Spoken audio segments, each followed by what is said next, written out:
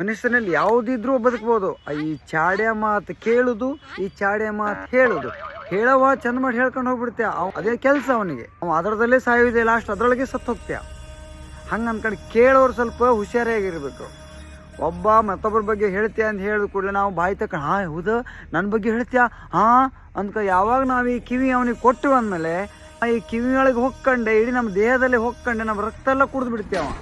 ಈ ಚಾಡ್ಯ ಮಾತು ಕೇಳ್ಕೊಂಡೆ ಸ್ವಲ್ಪ ಸಂಬಂಧಿಕರು ಅವ್ರವ್ರೊಳಗೆ ಮನಸ್ತಾಪ ಹಾಕೊಂಡೆ ಜಗಳ ಆಡ್ಕೊಂಡೆ ಮನಸ್ಸಾಗ್ಬಿಟ್ಟಿದ್ರು. ನಿಮ್ಮವ್ರ ಬಗ್ಗೆ ನಿಮ್ಗೆ ಹೇಳಿದ್ರೆ ಮೇಲೆ ಲೆಕ್ಕ ಹಾಕ್ಬೇಕು. ನಿಮಗೂ ಅವ್ರಿಗೆ ಹಚ್ಚಿ ಕೊಡೋಕೆ ಕೆಲಸ ಮಾಡ್ತೀವ್ರು, ಒಳ್ಳೇದು ಮಾಡೋಕಲ್ಲ ಅಂದೆ. ಅವ್ರಿಗೆ ಕೆಲಸ ಇರೋದಿಲ್ಲಲ್ಲ.